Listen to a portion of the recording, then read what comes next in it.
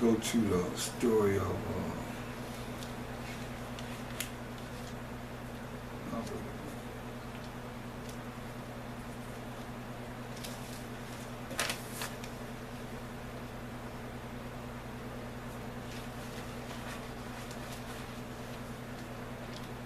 go to the book of Baruch.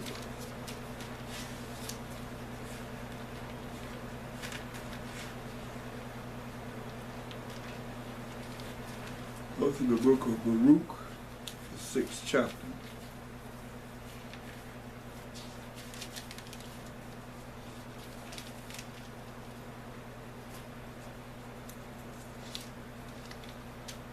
And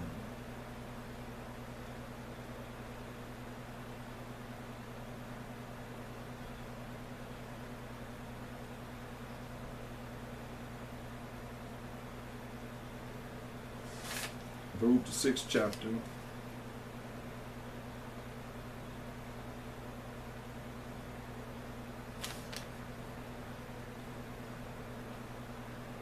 Verse 1.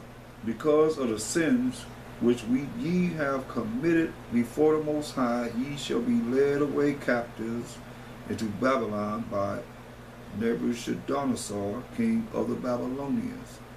So when ye be come into Babylon, ye shall remain there many years, and for a long season, namely 7 generations, which is 70 years. And after that I will bring you away peaceably from thence. Now shall ye see in Babylon gods of silver and of gold, idols of silver and of gold and of wood, borne upon shoulders, meaning they got to be carried, which cause the nations to fear. Beware therefore that ye in no wise be like to strangers, neither be ye afraid of them, when ye see the multitude of them before them and behind them, worshiping them. But say ye in your hearts and your minds, O Most High, we must worship thee, for mine angel is with you, and I myself caring for your souls. That angel was a Mashiach Yahushua at this time with us, saying, I must worship the Most High, who cares for our souls.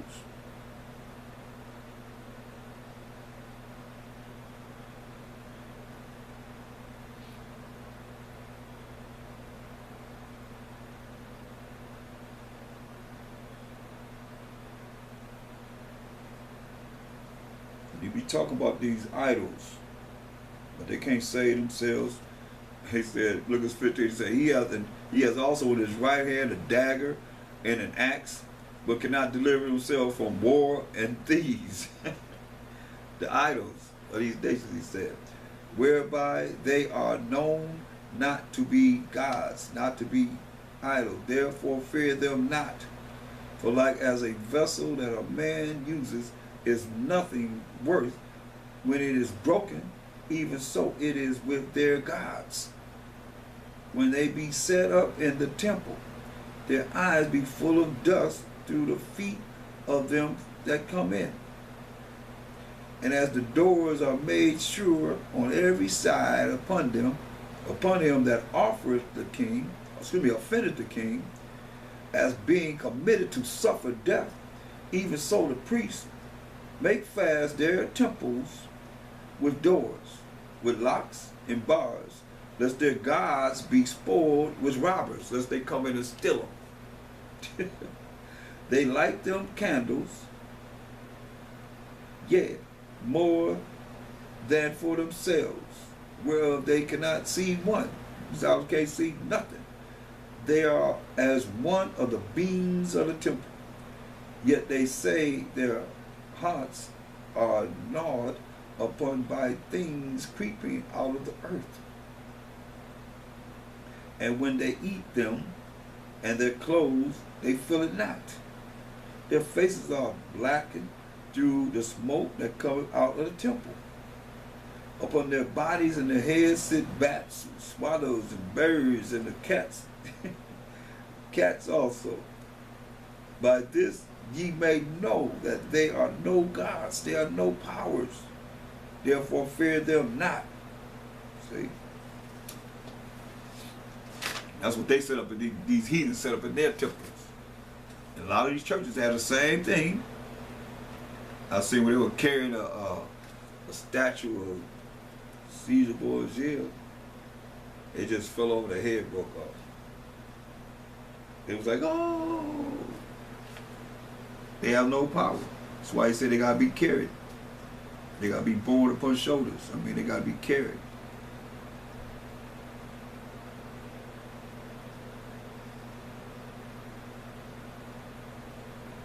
And that's what we're dealing with in a lot of these different religions. The Semiramis and Nimrod, that's what they're dealing with. Don't even realize it.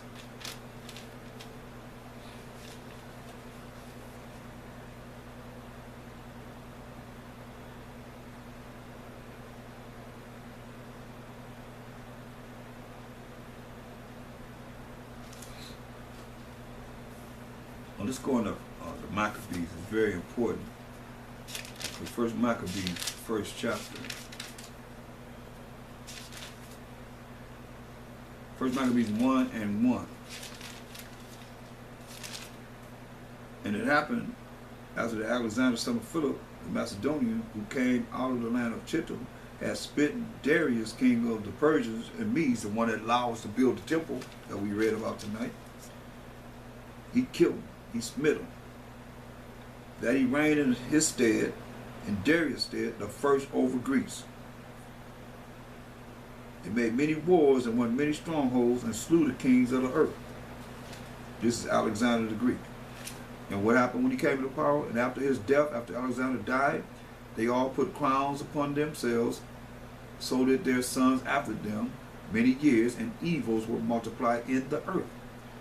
So evils multiplied in the earth when the Greeks came into power. Because remember, the Persian Medes was before them. And we just read about how the Persians, how Darius allowed us to build the temple.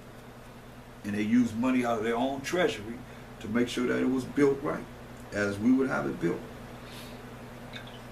It says, and there came out of them a wicked root, Antiochus, surnamed Epiphanes, Antiochus Epiphanes, son of Antiochus the king, who had been in hostage at Rome, and he reigned in the 137th year of the kingdom of the Greeks. This wicked cat, Antiochus Epiphanes, ruled in the Greek Empire in the 137th year of the kingdom of the Greeks. Now what did he do? Now, looking at verse 41. Moreover, King Antiochus, this Greek, this so-called Edomite or Caucasian, who are the Edomites in the Bible, this is what he did. Moreover, King Antiochus wrote to his whole kingdom that all should be one people. Sound like New World Order to me. We all one when it comes down time to be with them, but they ain't with us once it's settled down. Everything's settled down. They ain't with us. Everyone should leave his laws. See? So all the heathen agreed according to the commandments of the king, because they ain't dealing with the laws of the Most High nowhere. Psalms 47:19-20 say he gives his laws to Jacob, his statutes and his judgments to Israel. He have not dealt so with any nation. As for his judgment, they have not known them. Praise ye the Most High. So they don't know the laws of the Most High. They never know the laws of the Most High. They ain't never going to know the Most High from this point on. This time we enter the time of salvation is coming to Israel, as it is written in Wisdom of Solomon 5:7. It says, everyone should leave his laws. So all the heathen agreed according to the commandments of the king. Yeah, many also of the Israelites considered to his religion and sacrificed unto idols and profaned the Sabbath. For the king had sent letters by messengers unto Jerusalem and the cities of Judea that they should follow the strange laws of the land. Just like you taught now, you got to follow the laws of the land, but not the laws of the Most High. This is what he did. The same exact thing that you're dealing with now. Don't follow the laws of the Most High. Get rid of them, but follow my laws. His law, the law of the land. Just as you hear now. And forbid burnt offerings and sacrifice and drink offerings in the temple. In the temple, we had a temple, a building that we went to worship the Most High. And that they should profane the Sabbaths and festival days, the feast of the Most High. Profane the Sabbath days, which is every seventh day, and the festival days, the feast of the Most High. and pollute the sanctuary, the building, and holy people. Pollute the building that we worship the Most High and holy people. Set up altars and groves and chapels of idols and sacrifice swine's flesh. The ultimate abomination. Sacrifice swine's flesh and unclean beasts. That they should also leave their children uncircumcised and make their souls abominable with all manner of uncleanness and profanation, to the end they might forget the law. That's for us. To the end that they might forget the law and change all the ordinances. And whosoever would not do according to the commandment of the king, he said he should die. In the self-same matter wrote he to his whole kingdom. He said, if you ain't do what I say, kill him. And appointed overseers over all the people, commanding the cities of Judea to sacrifice city by city. The immediate people were gathered unto them, to wit, every one that forsook the law, and so they committed evils in the land. And drove the Israelites into secret places. So we built catacombs, where the Vatican is now about 600 miles in the ground. And drove the Israelites into secret places, even wheresoever they could flee for secure, which is security. See, that's what they did.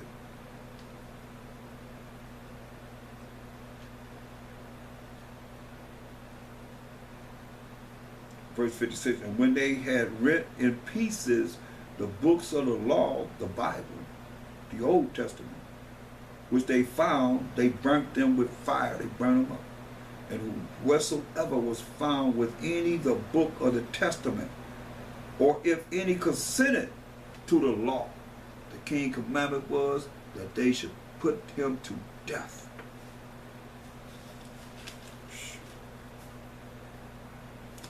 And they did it on the 25th day, the 25th day of the month.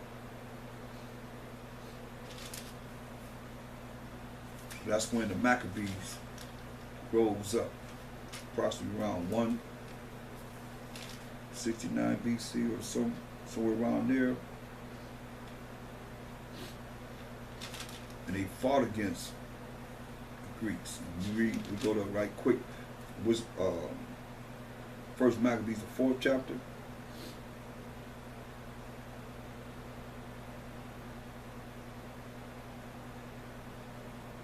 And these are the things that, when you read this 4th chapter, you see these are the things that a mighty warrior, Judas Maccabees, was reminded to tell people in the Maccabees.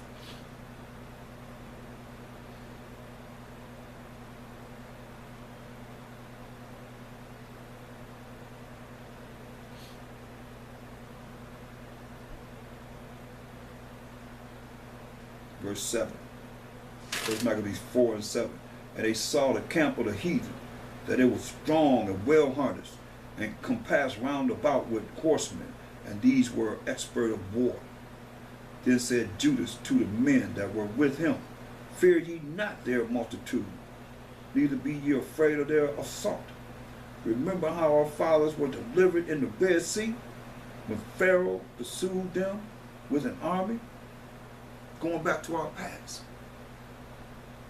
Now therefore let us cry unto heaven, if peradventure perhaps the Most High will have mercy upon us, and remember the covenant of our fathers, and destroy this host before our face this day. So let's cry unto the Most High, that so all the heathen may know that there is one who delivered and saveth Israel. Then the strangers lifted up their eyes and saw them coming over against them.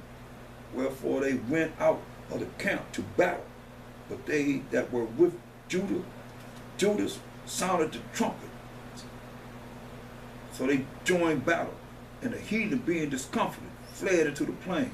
Howbeit all the hindmost of them were slain with the sword, for they pursued them unto Garzera. and unto the plains of Idumea, and Zodas, and Zamnia, so that there were slain of them upon of 3,000 men. This done, Judas returned again with his host from pursuing them.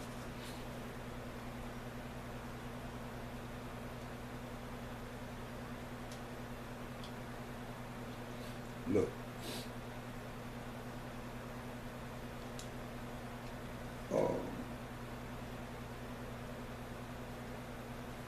Jumping down to